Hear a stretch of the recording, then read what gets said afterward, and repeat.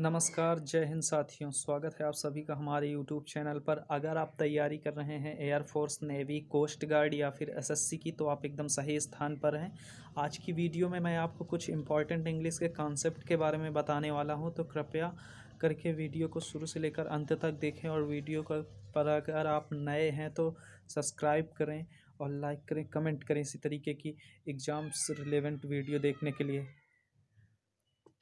तो चलिए, पहला क्वेश्चन जैसा कि आपकी स्क्रीन पर दिख रहा होगा, in the following question some part of the sentence have errors and some are correct. Find out which part of a sentence has an error, the number of that part is the answer. If a sentence is free from error, your answer is no error.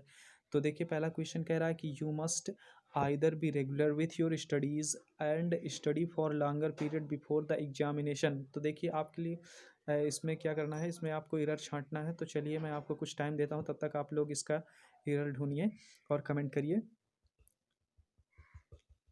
और एक चीज़ बता दूं, last video के अंत में अपना score ज़रूर सभी लोग कमेंट करिएगा। ये एक तरीके से आपका टेस्ट है, ये समझ लीजिए।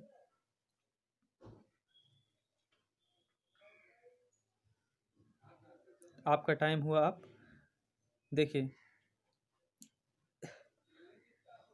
आप यहाँ पर देख सकते हैं कि आप एक you must either be regular with your studies and study for longer period before the examination. तो आपने एक कॉन्सेप्ट पढ़ा होगा बहुत अच्छी तरीके से, आइदर आर, नाइदर नार, not only but also, both के साथ एंड, उसी तरह नो सूनर के बाद देन।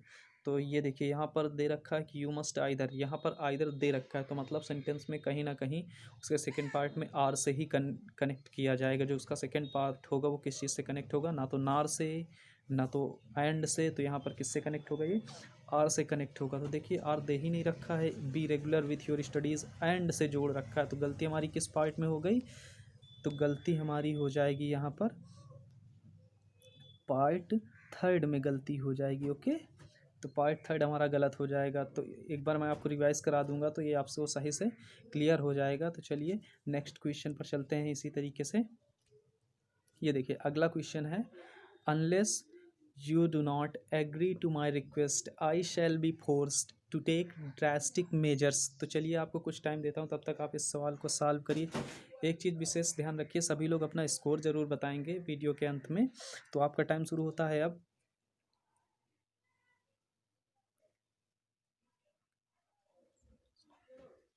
ओके, टाइम आप। तो देखिए, unless you do not agree to my request I shall be forced to take drastic measures. देखिए, हमें इसकी हिंदी से क्या लेने देना, हमें तो केवल कॉन्सेप्ट देखना, हमें एग्ज़ाम क्लियर करना है। तो चलिए, यहाँ पर देखते हैं कि कुछ ऐसे वर्ड होते हैं जैसे कि आपका हो गया unless, until, forbid, prohibit, deny, refuse, least. तो इन सबको आपको लिख लेना चाहिए। मुझे लगता है कि आपको इन सबको लिखना है। एक बार फिर से मैं बोले दे रहा हूँ, अनटिल, अनलेस, फॉरबिड, फॉरबिड, उसके बाद डिनाई, रिफ्यूज़, डिस्यूड। ये सारे वर्ड हैं जिनको लिख लेना चाहिए। इनके बाद कभी भी इनके साथ वाले सेंटेंस में, इनके साथ जो जुड़ा हुआ है एकदम में, तो उसके साथ कभी भी दोबारा नॉट का प्रयोग नहीं, क्योंकि ये ऑलरेडी निगेटिव होते हैं, तो इसके साथ नॉट का प्रयोग नहीं होता है। तो देखिए, यहाँ पर अनलेस यू डू नॉट कर दिया ना गलती इसने, तो इसी तरीके से गलतियाँ दी जाती हैं। तो देखिए, किस पार्ट में गलत हो जाएगा, ये पहले पार्ट में इसमें गलती हो जाएगी। उम्मीद करता हूँ समझ में आ गया हो। तो चलिए, अगले क्वेश्चन पर चलते हैं इसी तरीके से। देखिए, अगला क्वेश्चन क्या कह रहा है आपसे, तो इसमें भी एरर ही छांटना है। तो if you are not doing well in your examinations, one thing you can you can do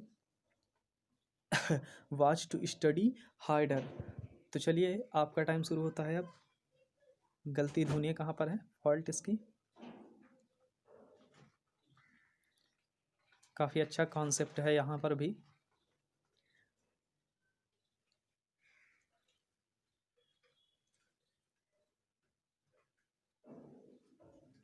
चलिए, आपका टाइम हुआ। आप देखिए, अब मैं आपको बताता हूँ, if you are not doing well in your examination, one thing you can do watch to study harder. Harder क्या होता है, सबसे पहले वहीं पहुँचिए जहाँ गलती है, हार्डर।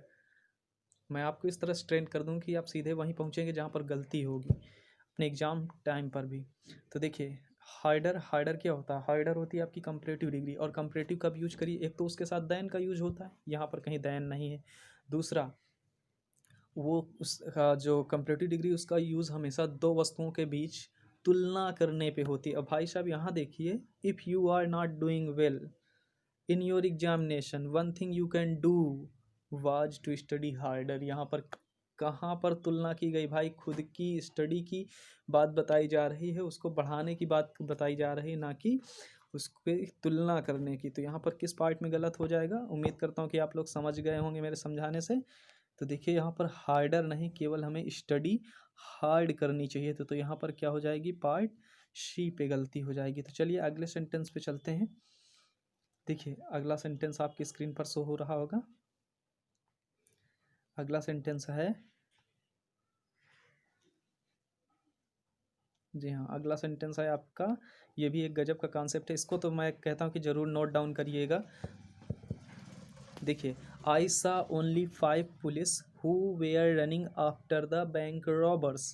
तो चलिए आपको कुछ टाइम देता हूँ, अगर आप सॉल्व करते हैं, सॉल्व करिए इसे, ढूंढिए कहाँ पर इसमें गलती है। टाइम हुआ शुरू अब।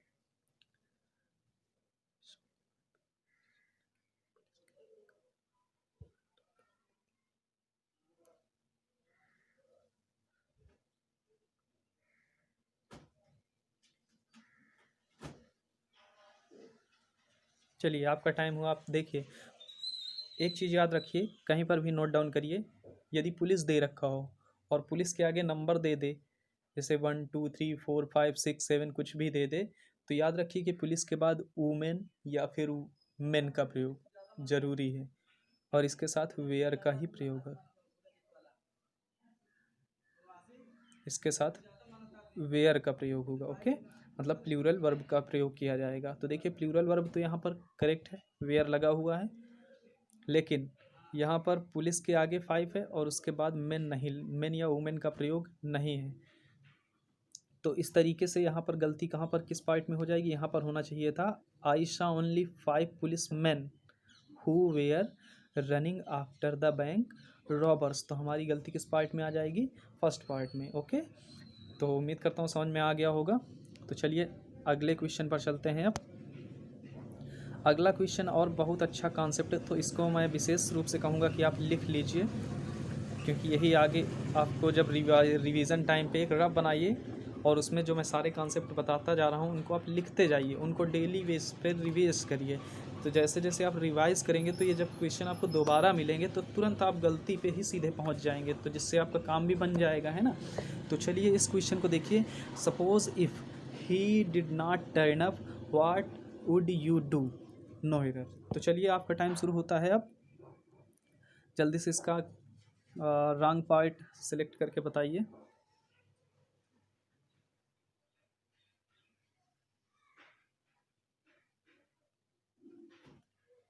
टाइम हुआ आप। तो देखिए इस क्वेश्चन पे भी आपको एक बहुत अच्छा सा कॉन्सेप्ट बताऊंगा, नोट डाउन करिएगा। Suppose if he did not turn up what would you do, no. तो देखिए यहाँ पर क्या होने वाला है, तो आपको कुछ कॉन्सेप्ट बताता हूँ, जैसे कि रिटर्न बैक मिल जाए आपको कहीं, इक्वली एज गुड एज मिल जाए सवाल क्वेश्चन पे देखने के लिए, या फिर सडनली कम क्रॉस मिल जाए। तो एक चीज़ याद रखिए कि जैसे रिटर्न के साथ बैक का यूज़ नहीं होता, उसी तरीके से एज गुड एज के साथ इक्वली का यूज़ नहीं होता है, कम क्रॉस के साथ सडनली का यूज़ नहीं होता। उसी तरीके से सपोज़ मिल जाए या फिर सपोजिंग इफ़ मिल जाए, तो वहाँ पर आपको इफ़ का यूज नहीं करना है। तो यहाँ पर किस पार्ट में गलत, फर्स्ट पार्ट में गलत। क्या गलत, सपोज या सपोजिंग के साथ कभी भी इफ़ का यूज़ नहीं होता है, याद रखिएगा। नोट डाउन करिए इस बात को। ओके, नोट डाउन करिए तुरंत। आशा करता हूँ कि समझ में आ गया हो। तो नेक्स्ट पार्ट में एक बार मैं फिर से बता दे रहा हूँ, कभी भी आपको रिटर्न बैक मिल जाए तो रिटर्न के साथ बैक का यूज़ नहीं होता है। इक्वली एज गुड एज मिल जाए तो एज गुड एज के साथ इक्वली का यूज़ नहीं होता, इक्वली को हटाना होगा, सुपरफिशियल होगा। कम क्रॉस के साथ सडनली लगा हो, सडनली कम क्रॉस लिखा हो, तो आपको सडनली को एक तरफ करना होगा। उसी तरीके से सपोज इफ़ या फिर सपोजिंग इफ़ का यूज किया गया हो तो आपको वहाँ पर इफ़ का यूज़ नहीं करना है। ठीक है, गलत वहीं पार्ट पर होगा। तो चलिए अगले क्वेश्चन की तरफ चलते हैं। हमारा नेक्स्ट क्वेश्चन है, देखिए आप डायरेक्शन इसका पढ़िए, choose the word similar in meaning to the given word. अब क्या करना है आपको, सिनोनिम्स बताने हैं। तो देखिए पहला वर्ड है ट्राइट। तो चलिए आपको कुछ टाइम देता हूँ, तब तक इसका आप सिनोनिम्स बताइए, फिर आपको गजब की ट्रिक के साथ इस सेंटेंस को याद करा दूंगा, कभी आप भूलेंगे नहीं। ओके, आपका टाइम हुआ। आप देखिए ट्राइट में आप ट्राइट पूरी तरह से याद कर लेंगे।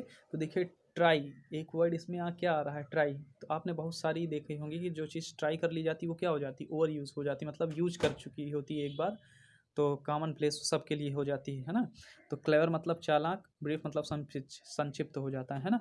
तो यहाँ पर हमारा जो सिनोनिम्स हो जाएगा वो क्या हो जाएगा, ट्राइट।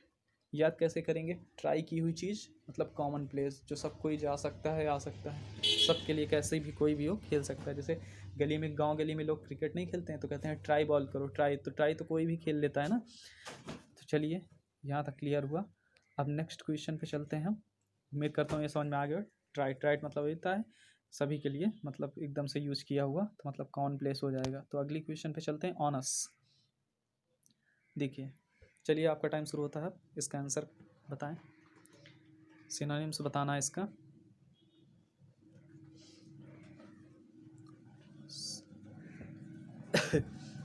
सॉरी, चलिए आपका टाइम हुआ। आप देखिए ऑनस, ऑन मतलब पर, अस मतलब हमारे, और हमारे ऊपर क्या आएंगी, रिस्पॉन्सिबिलिटीज़ आएंगी ना। जैसे जैसे हम आगे बढ़ेंगे तो आपको ऑनस कहीं पर मिल पाए तो इसको रिलेट किससे करोगे आप, रिस्पॉन्सिबिलिटीज़ से, क्योंकि ऑनस का मतलब क्या होता है, रिस्पॉन्सिबिलिटीज़।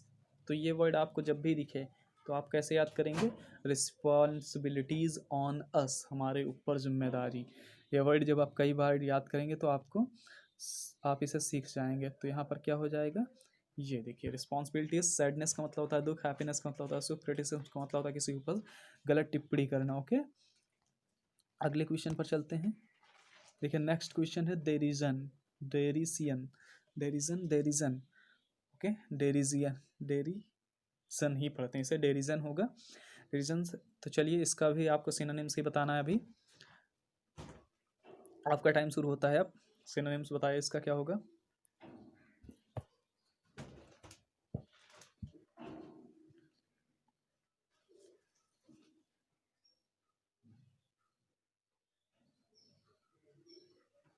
चलिए आपका टाइम हुआ। आप देखिए डेरिजन, अब मान लीजिए कि आप कहीं के बॉस हैं और आप सभी लोगों को बुला लेते हैं 8 बजे, और आप वहाँ पर पहुँचते हैं कितना, 8:30 बजे। तो देखिए क्या होगा आपके साथ, ह्यूमिलिएशन नहीं, एम्बैरसमेंट नहीं, रेडिक्यूल हो सकता है, कंडेमेशन नहीं हो सकता, क्योंकि आप बड़े ओहदे पर हैं। तो इसलिए यहाँ पर आंसर क्या हो जाएगा, देरी से जाने पर बॉस का क्या होता है, रेडिक्यूल किया जाता है, क्योंकि मुंह पीछे उनका रेडिक्यूल, मजाक ही उड़ाया जा सकता है और कुछ नहीं किया जा सकता। ह्यूमिलिटेशन मतलब वही अपमानित करना किसी को, है ना, ह्यूमिलिएशन। ओके, एम्बैरसमेंट भी वही, लज्जा, कंडेमिनेशन का मतलब भी वही होता है। तो यहाँ पर क्या आंसर हो जाएगा आपका, रेडिक्यूल हो जाएगा। डेरिजन याद रखिएगा। ओके, नेक्स्ट क्वेश्चन पर अब चलते हैं हम लोग। तो देखिए अगला क्वेश्चन है लग्जीरियंट, काफ़ी अच्छा वर्ड है। देखिए 2010 की first sitting SSC combined CGL level का क्वेश्चन है, तो अच्छा खासा लेवल है इसका भी। तो ये सवाल छोटे नहीं है, तो इनको देखते रहिएगा आप। चलिए इसका आंसर करिए आप, लग्जीरियंट है ना। चलिए आपका टाइम हुआ। आप देखिए लग्जीरियंट, लग्जीरियंट का मतलब क्या होता है, विलासितापूर्ण। तो विलासितापूर्ण कौन रहेगा, जिसके पास बहुत सारी चीज़ें होंगी, है ना। तो यहाँ पर आंसर क्या हो जाएगा, आंसर हो जाएगा हमारा अबेंडेंट। अब इसको याद कैसे कराता हूँ, देखिए एक जब आप भर्ती हो जाएंगे कहीं पर, जैसे आर्मी में गए या फिर एयरफोर्स में गए, तो वहाँ क्या होता है, वहाँ होता है कैंटीन, और वहाँ से आप अभी 1 लक्स साबुन लेने के लिए आपको बहुत टाइम लगता हो, मतलब जाते होंगे दुकान, तो वहाँ 10 रुपये एक ही खरीद, अब जब वहाँ चले जाएँ तो 5 रुपये की, तो आप वहाँ से 2 ले लेंगे, तो आपके पास ज़्यादा चीज़ें नहीं हो जाएंगी। तो क्या हो जाएगा यहाँ पर, अबेंडेंट हो जाएगी। तो लक्स, फिर इनको डिवाइड करके आप याद करा करिए कैसे, जैसे लक्स, फिर उरी, एंट, एंट से कैंट। तो जब आप भर्ती होंगे उरी जैसे कैंट में जाके, तो वहाँ से लक्स की एक नहीं, फिर वहाँ से कितनी साबुनें ले लेंगे, 2-2 साबुन, तो ज़्यादा नहीं हो जाएंगी वो। तो इस तरीके से आप चीज़ों को याद किया करिए। तो चलिए फिर उम्मीद करता हूँ कि याद हो गया होगा आपका। अगले क्वेश्चन पर चलते हैं। अब देखिए, अब डायरेक्शन इसका पढ़ लीजिए, अब इसका डायरेक्शन पढ़ लीजिए। देखिए, choose the word opposite in the meaning to the word. तो इसमें आप क्या करना है, आपको अपोजिट यानी कि एंटोनिम्स बताने होंगे। तो देखिए पहला वर्ड है एमेलियोरेट। तो चलिए आपका टाइम शुरू होता है, अब जल्दी से इसका एंटोनिम्स बताना, बताइए आप।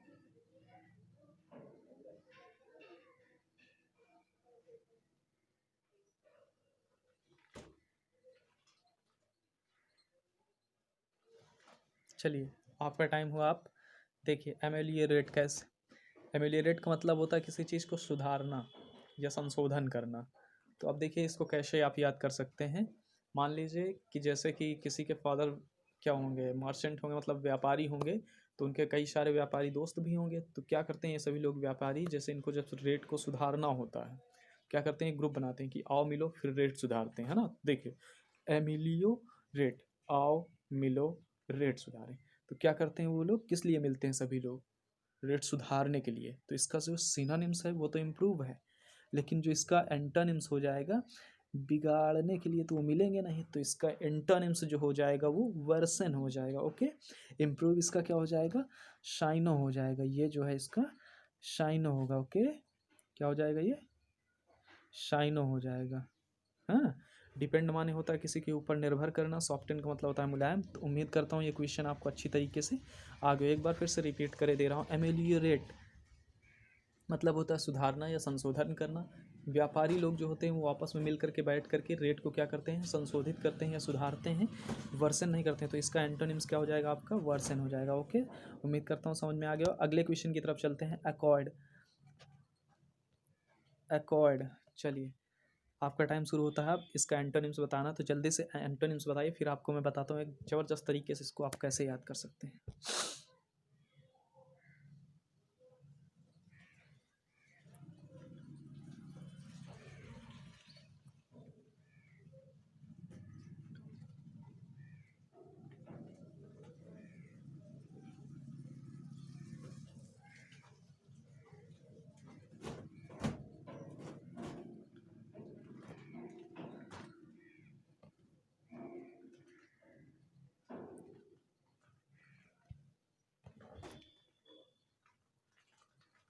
चलिए आपका टाइम हुआ, आप देखिए। एकॉर्ड, एकॉर्ड मतलब होता है सहमति करना, है ना। एकॉर्ड मतलब क्या होता है, सहमति देना। तो चलिए देखिए यहाँ पर क्या हो जाएगा, देखिए कैसे याद करेंगे। तो इसका एंटोनिम्स तो आपको अब समझ में आ गया होगा, क्या होगा, डिसएग्रीमेंट। एग्रीमेंट इसका सिनोनिम्स, डिसएग्रीमेंट इसका एंटोनिम्स, क्योंकि एकॉर्ड मतलब क्या होता है, सहमति होता है ना। तो देखिए अब आगे क्या होता है यहाँ पर। अब इसको याद कैसे करेंगे, एकॉर्ड की दो अक्षर पकड़ेंगे तो एसी बनेगा।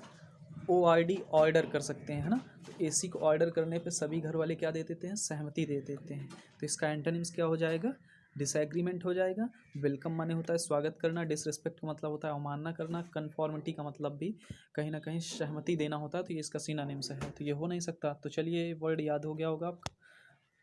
अब देखिए एक अच्छा सा वर्ड है एडामेंट।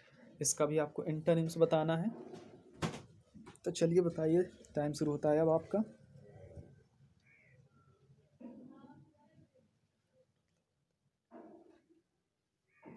चलिए टाइम अप हुआ। देखिए अडामेंट का मतलब क्या होता है, अडामेंट का मतलब होता है कहीं ना कहीं एकदम से अटल आदमी, जो अपनी बातों पर एकदम से अडिग हो।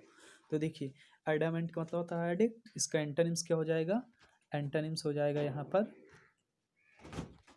एंटोनिम्स हो जाएगा आपका लाइबरल। ओके, मतलब जो बातों से हट जाता हो, अपनी बातों से हट जाता हो, लाइबरल हो एकदम से, उसको हम लोग क्या कहते हैं, अडामेंट कहते हैं ना। तो देखिए अडामेंट इसको याद कैसे कर सकते हैं, एम ए एन मैन, अड़ा, आदमी अड़ गया अपनी बात पे। तो क्या हो जाएगा ये, कैसे याद कर सकते हैं, अटल, अड़ गया आदमी तो मतलब अटल हो गया। तो इसका एंटोनिम्स लाइबरल हो जाएगा। ओके, तो चलो नेक्स्ट क्वेश्चन पर चलते हैं। अब आने वाले क्वेश्चन पे अब आपको क्या करना है, एडियम्स और फ्रेजेस, डायरेक्शन आप पढ़ लीजिएगा। तो एडियम्स और फ्रेजेस बताने हैं। तो देखिए पहला है एडियम्स, कह रहा है हमसे ए कॉक एंड बुल स्टोरी। तो इसका जो एडियम्स है वो बताना है आपको। देखिए एडियम्स याद कैसे कर सकते हैं हम इसे, कॉक एंड बुल, इमेजिन करिए एक बुल है एक कॉक है, तो ये क्या लड़ रहे हैं। तो ये कैसी स्टोरी है, जस्ट इमेजिन है, क्योंकि ऐसा कभी नहीं हो सकता कि एक सांड जाके किससे लड़ जाए, मुर्गे से लड़ जाए। तो ये क्या हो जाएगा, एन इमेजिनरी स्टोरी। ओके, इस तरीके से आप रिलेट करके याद करिए चीज़ों को, जो काफ़ी लंबे समय तक आपके माइंड पे बनी रहेंगी। तो चलिए अगला जो क्वेश्चन है, as the crow flies, as the crow flies. अब देखिए आपने गांव पे या शहरों में देखे होंगे कौवों को, वो क्या करते हैं, हमेशा सीधे उड़ते चले जाते हैं ना। तो क्या हो जाएगा, अब आपको समझ में आ गया होगा कि आंसर क्या होगा इसका। तो क्या हो जाएगा answer, in a straight way, as the crow flies straight way. तो नेक्स्ट क्वेश्चन पे चला जाए। चलिए नेक्स्ट क्वेश्चन पे चलते हैं। चलिए नेक्स्ट क्वेश्चन आपकी स्लाइड पे शो हो रहा होगा। अब आपको क्या करना है, रॉन्गली स्पेल्ड वर्ड बताने हैं। तो देखिए जल्दी से कोशिश करिए सबका आंसर देने की, तब तक आपको मैं कुछ टाइम देता हूँ। बताइए इसका आंसर क्या होगा। ये बहुत ही इंपॉर्टेंट क्वेश्चन है, आपको कहीं ना कहीं देखने को मिल जाएंगे इस बार के एयरफोर्स के किसी ना किसी शिफ्ट में। और मुझे तो लगता है कि हर शिफ्ट में एक दो क्वेश्चन मिल जाएंगे इसके, दो दो तीन तीन क्वेश्चन।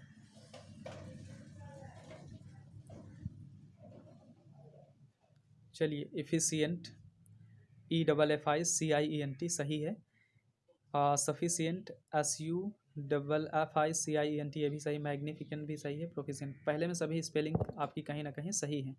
अब सेकेंड वाले की बात करते हैं तो ट्रांसफर्ड सही है, रेफर्ड सही, लेकिन सफर्ड की स्पेलिंग गलत है। यहाँ पर एक आर क्या किया गया आपका, एक्स्ट्रा दिया गया, तो यहाँ से आपको एक आर हटाना होगा, ये वाला आर आप हटा दीजिए, हाँ तो सही हो जाएगा।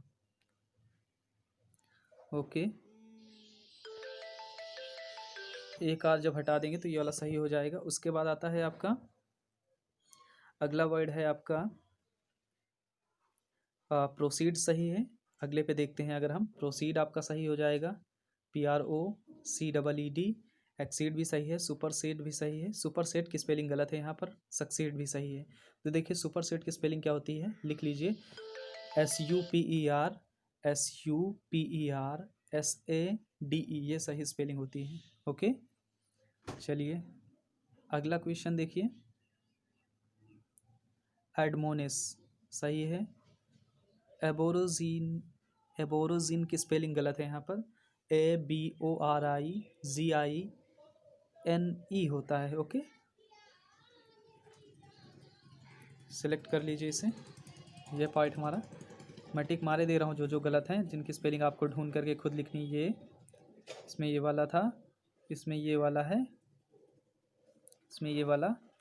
ओके अब देखिए कन्वर्जेंट की स्पेलिंग यहाँ पर गलत हो जाएगी, CONVERSANT होती है यहाँ पर स्पेलिंग, ये ई नहीं होता है, ई आपका गलत है। तो ई को काट करके आप लोग क्या बना लीजिएगा, ए बना लीजिए। ओके चलिए, तो आशा करता हूँ कि आज की क्लास आपको अच्छी लगी होगी। तो क्लास अगर अच्छी लगी तो यार चैनल को सब्सक्राइब करें, लाइक करें, इसी तरीके की डेली वीडियो। हाँ आज से मैं एयरफोर्स के ग्रुप एक्स के लिए लिमिट की गजब की ट्रिक के साथ पार्ट 1 शूट करने वाला हूँ, तो उसको भी देखना ना भूलिए। हो सकता है कि आपकी एग्ज़ाम में कहीं ना कहीं उससे भी सवाल फंस जाएं, मिनटों में आप सॉल्व करेंगे लिमिट की। तो चलिए धन्यवाद वीडियो देखने के लिए।